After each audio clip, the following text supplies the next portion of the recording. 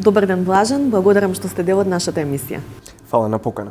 Зборуваме за една многу важна работа, тоа се перспективите на македонските млади. Како би оцениле состојбата со младинските политики во моментов? Прашањето е генерално, но мислам дека добро е за вовед. Па генерално во моментов се одвиваат доста важни процеси. Се креира новата стратегија за млади, која што би требало да започне следната година со имплементација. Во 2020 беше донесот законот за младинско учество и младински политики. За жал со ковид кризата се одложи одредени процеси при имплементација на самиот закон. Но генерално политичката, односно кога зборуваме за полиси делот, државата е на добар пат за остварување на одредени права на младите. Но мислам дека генерално земено перспективите не се многу поразлични од изминатите години. За жал државата се уште не инвестира доволно во младите, во младинските форми на организирање. Како на пример во предлог буџетот за следната година, Агенцијата за млади и спорт има 23 милиони денари, 2022 имаше 31 милион денари буџет. Сакам да кажам, генералната ситуација е дека државните институции, иако имаат политички и политики кои што треба да се имплементираат, се уште на релативно ниско ниво инвестираат во имплементацијата на истите. Значи, веројатно, како и во сите други полиња, од аспект на легислатива стоиме добро, меѓутоа кога ќе дојде до примена, тука се јавуваат проблемите. Каде поконкретно можете да ги лоцирате овие проблеми? Па прво веќе споменав, од една страна се финансиските средства и како се имплементираат истите. Втората работа е дека многу повеќе треба да се инвестира во државните институции, како државните институции соработуваат со младите. Тоа значи градење на капацитетите, адаптирање на новата реалност и очекувањата кои што ги имаат младите и потребите. И трето, значи, промена на размислувањето во рамки на институциите, а тоа почнува од самите министри или директорот за Агенција за млади и спорт, но и другите државни институции како гледаат на младите. Бидејќи мислам дека во последно време многу повеќе ги гледаме како проблем, бидејќи се заминуваат, отколку како потенцијал кој што треба да биде остварен во нашата држава. Да, го споменавте заминувањето, ќе се навратиме на тоа, мислам дека е клучна тема. Од аспект на проблемите, вака ги објаснивте секторски, да речам, каде се случуваат, меѓутоа што е она што најмногу ги мачи младите во разговорите со нив што ги имате? Дали е тоа, не знам, партизацијата на државата, клиентелизмот, можеби економијата, нивната невработеност и така натаму? Па не е само одлични разговори, него и самите истражувања со младите покажуваат дека еден од главните проблеми е корупцијата. Вториот проблем е економската состојба, односно неможноста да се остварат економските очекувања во државата. Третиот главен проблем е образованието, односно квалитетот на образованието кој што го имаме во Република Северна Македонија. Така што големи проблеми кои што немаат едноставни решенија. Не можеме сега ние за една година да одлучиме, дури да имаме политичари кои што би сакале да направат нешто повеќе и да знаат да направат нешто повеќе во однос на овие проблеми. Нема магично стапче кое што може да ги врати оние 30 години на грешки, клиентелизам и корупција кои што се случуваат во општеството. Така што државата мора да има многу посериозен пристап кон сите овие теми, за да не се заминуваат младите да ја видат својата иднина во нашата држава и да видат дека може да го достигнат својот целосен потенцијал во Македонија. Да, има поразителни податоци навистина за бројот на млади кои што се иселуваат и кои што својата иднина ја гледаат надвор. Друг аспект е како овие луѓе кои што веќе се отидени таму, особено кога се работи за образование, да се вратат назад. Значи како државата да ги привлече. Вие споменавте дека нема магично стапче, меѓутоа кои се фактори мислите дека се клучни и како таа соработка меѓу општествените фактори да се интензивира? Па прво мислам дека државните институции треба да покажат отвореност за оние луѓе кои што се во процес на дообразование во странство и да бидат конкурентни во нивното апсорбирање, односно да им понудат платформа каде што можат тие млади образовани, високо образовани луѓе да се вклучат во креирањето на политиките и во обслужување на граѓаните во државата. Без тоа, мислам дека е навистина тешко да бидеме атрактивни како држава за луѓето да се вратат, особено младите. Второ, треба да покажеме дека инвестираме во луѓето. Односно, оние кои што се враќаат, има различни држави со различни политики кои што стимулираат враќање на своите граѓани назад во државата, дали е тоа преку одредени финансиски бенефити или даночни улеснувања, за кои што имаше дискусии во изминатите години, но реално не беа на тоа ниво за младите да осетат дека стварно може да се направат такви промени. И трето, мислам дека треба да покажеме дека општеството дека растеме како општество. Не дека сме затворени во некој круг на корупција и клиентелизам и дека нема излез, туку напротив дека имаме храброст како општество да ги надминеме овие проблеми и отворено да зборуваме. Не само да се кривиме, односно како што тоа го прават партиските лидери едни со други за кој што направил, туку да покажеме без разлика на кој што направил. Многу е поважно да гледаме кон иднината и што можеме да направиме во иднината за да излеземе од овој круг на од една страна чекање на пример Европската унија да ни ги реши проблемите, наместо ние директно да се впуштиме во решавањето на очигледните проблеми пред нас. Апсолутно. Го споменавте клиентелизмот, корупцијата и нашата потреба да растеме како општество, но нели општеството е составено од индивидуалци. Како до вака силни индивидуи, како младите да пораснат самите прво во силни индивидуи за да може да се изгради едно силно општество, имајќи ја предвид големата апатија која што се јавува и кај повозрасните групи, но особено кај младите и нивната, како да речам, затвореност за политички ангажман. Не мислам дека станува збор за апатија. Јас лично многу често го избегнувам зборот апатија, бидејќи не е класична апатија. Не е дека младите не сакаат да учествуваат, сакаат, но учествуваат на многу поразличен начин од она што сме навикнати во можеби по старите генерации во однос на тоа. Така што мислам дека треба да размислиме каков е нашиот демократски систем генерално, дали е доволно атрактивен за младите и нивното традиционално учество, гласање, да представувате одредена сопствена група, да учествувате во политичките процеси, или ќе бидеме можеби поотворени во однос на тоа на кои млади луѓе им даваме шанса. Каде почнува силната индивидуа, тоа почнува со образованието.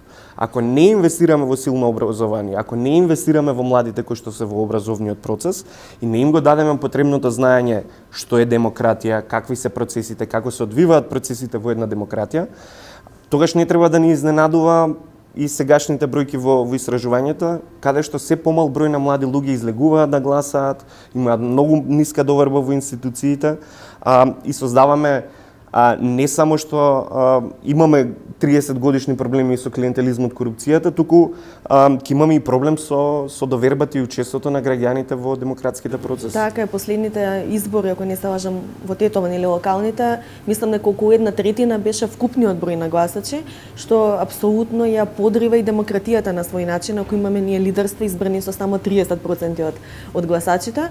Младите се помалку учествуваат и во партиите како членови, се помалку се зачленуваат. Ако ги трнеме партиските подмладоци и партиите како форма на политички ангажман, кои други алатки им се оставени на младите за да можат да бидат гласни? Да. Во законот за младинско учество и младински политики има една одредба која што ги регулира локалните младински совети. Идејата на тие локални младински совети е млади избрани од страна на формите на организирање во одредена општина да избираат своји представници кои што ќе бидат гласот на младите во општината.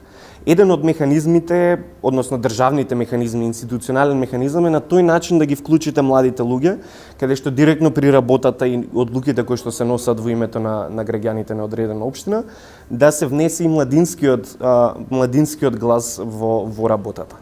Втората опција е младите да ги ангажираме што повеќе и да им даваме можности во граѓанскиот сектор, односно во младинските форми на организирање. Без разлика дали станува збор тоа за подмладоци на политички партии или граѓански организации кои што се базираат на законот за фондации и здруженија на граѓани. Но имам чувство дека што е и ние да направиме како држава и општество, не сме доволно убедливи дека работите може да се променат. И тоа е еден од обесхрабрувачките потези кои што младите ги гледаат. Таа изгубена доверба практично во практично изгубената доверба и несакањето ниту да пробаат да променат нешто. Оно што е и трето многу специфично во нашиот случај, во нашиот политички процес е дека многу често политичките партии не се ни атрактивни за, да ги наречам, најдобрите млади, највисоко образованите млади, туку е повеќе систем за социјална еманципација, односно излегување на виделина на оние проблеми кои што ги имаме, како што е сиромаштија, низок стандард на живот, и каде што младите можеби, особено од кои што не се можеби во социјални кругови, кај што може да осозреат, ја користат партијата за начин да стигнат до едно повисоко ниво во Што нема многу врска со идеологија, ќе се согласите ли со? Па и тешко е да се види некогаш, да, мислам, во теорија идеологијата во политичките партии е исклучително важна, но мислам дека во македонскиот случај таа се помалци и се губи. Вие имате политички партии кои што, ако го видиме политичкиот спектрум, многу често знаат да бидат на слични ставови во одредени политики, така што идеологијата кај нас за жал се помалце е и видлива. Така, овие проблеми за кои што зборуваме не се карактеристични само за Македонија, значи факт е дека младинските предизвици се и регионални, и на ниво на Европа, па и глобално. Какви се вашите сознанија и соработката што имате со младинските организации од регионот? Ги споделуваме ли овие проблеми, бараме ли заеднички решенија можеби?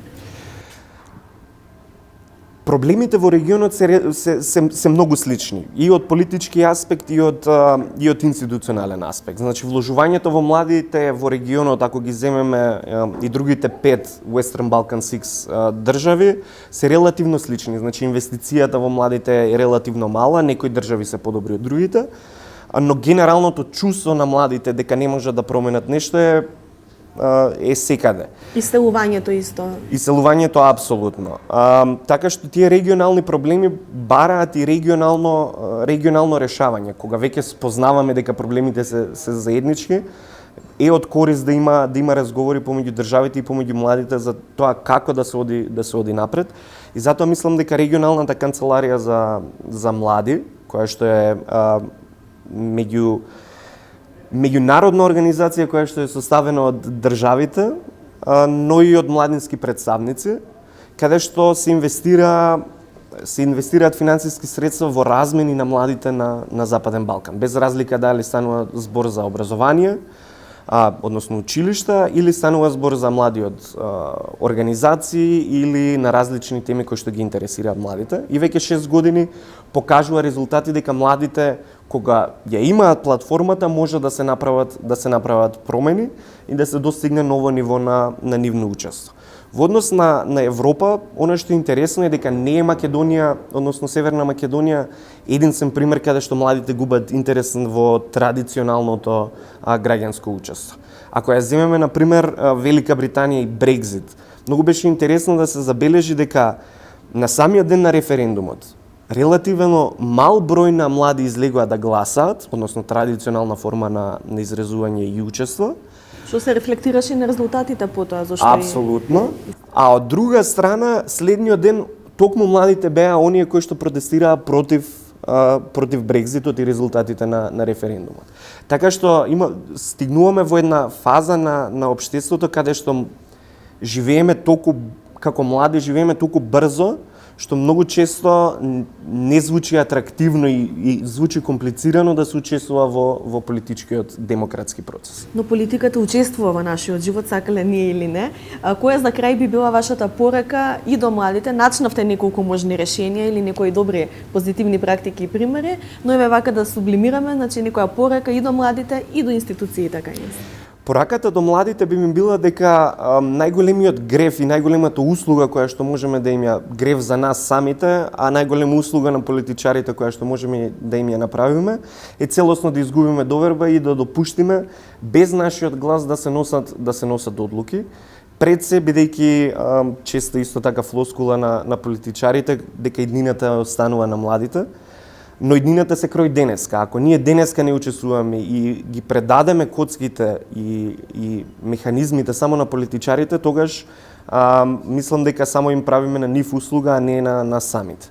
Што повеќе сме активни, што повеќе ги користиме можностите да учествуваме, да се дообразуваме и да даваме нови предлози за како да се решат одредени општествени проблеми, толку подобро иднина и нас ке не чека, но и го трасиме патот за следните генерации да учествуваат и да ги следат тие патишта. Во однос на политичарите и институциите, мојата порака би била да ги слушаат повеќе младите, но не на оној типичен наш општествен начин каде што ти си млад, сега ја ќе ти кажам како треба да направиш, туку изразно да ги почитуваат ставовите на младите. Можеби не сме толку искусни како постарите политичари, но и текако имаме идеи за како може државата да оди напред, како можат политики да се донесат и да се имплементираат од институциите за да биде подобро на сите граѓани во државата. Благодарам, Блажан, за овие пораки и за овој разговор при крајот на 2022. Ќе ја следиме состојбата со младинските политики 2023, па се гледаме повторно во следна прилика. Фала ви многу за поканата.